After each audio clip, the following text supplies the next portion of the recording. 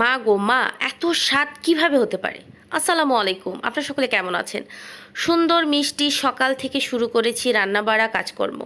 তো প্রথমে হাঁসের ডিমগুলো সেদ্ধ করে নেওয়ার পর দেখতেছি খুব বৃষ্টি হচ্ছে বাহিরে চরম তাকে।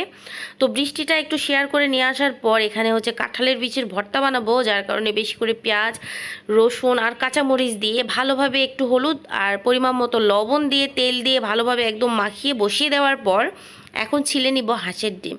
তো হাঁসের ডিমগুলো আজকে খুব সুন্দরভাবে মশলা বেটে কষায়ে খুব সুন্দরভাবে একটা হচ্ছে ডিমের ভুনা, না আসলে ডিম হচ্ছে ঝোল ঝোল রান্না করবো আর কি।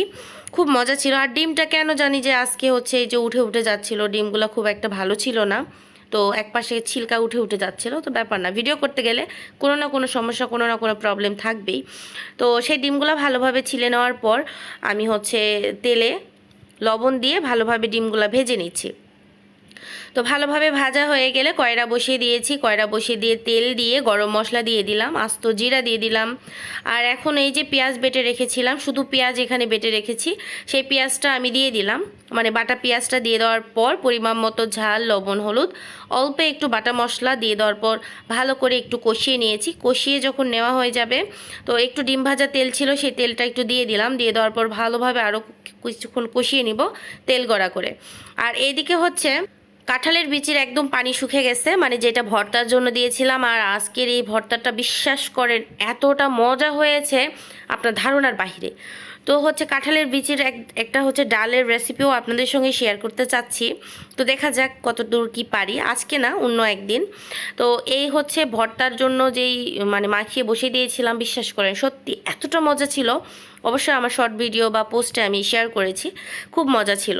তো ভালোভাবে ভেজে নিয়েছি। আর ওইদিকে তো ডিমের যে মশলাটা, সেই মশলাটা ভালোভাবে কষিয়ে নিচ্ছিলাম। আর আজকের ভর্তা দিয়ে আমার ছেলে 3 বেলায় ভাত খেয়েছি, বিশ্বাস করেন বড় মানুষের মতো ভাত খেয়েছে। আর এগুলো না বলি মানুষের নজর লাগবে। তো এখন হচ্ছে যে বাটা মশলাটা কষাতে দিয়েছিলাম, একটু গরম মশলা বা একটু পেঁয়াজের ওই যে বাটাটা দিয়ে, তো এখন হচ্ছে ডিম ভাজাটা দিয়ে দিলাম। ভালোভাবে কষানো একদম হয়ে গেছে। ডিম দেওয়ার পরও ডিমটা দিয়ে দেওয়ার পরও ভালোভাবে আরও কষিয়ে নিব, বেশ অনেকক্ষণ যাবত কষিয়ে নিয়ে একদম তেল ছেড়ে দিলে তারপরে দিয়ে দিব ঝোলের পানি। আর বিশ্বাস করবেন না, আজকের এই দুইটা রেসিপি যে কী মজা ছিল। আর আজকের এই দুইটা রেসিপি দিয়ে আমাদের 3 বেলা হয়ে গেছে জানেন।